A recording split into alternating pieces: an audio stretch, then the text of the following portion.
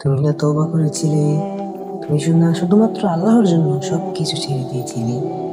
বুঝতে পেরেছিলে কোথায় তোমার আসল ঠিকানা? ভুলে গেছো?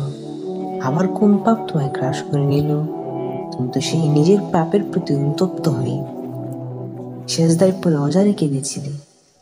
তাহলে কেন আবার দুনিয়ায় দুঃখায় পড়ে গেলে? কেন ভুলে গেলে কোথায় তোমার আসল গন্তব্য? তুমি কি হার মেনে নিয়েছো নফসের কাছে?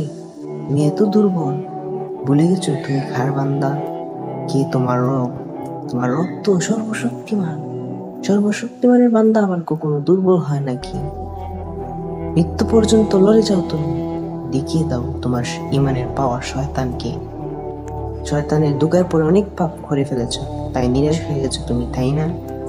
তুমি কি জানো না তোমার রব কতটা মহান? তিনি তো তোমাকে ক্ষমা করার জন্য অপেক্ষা করছেন।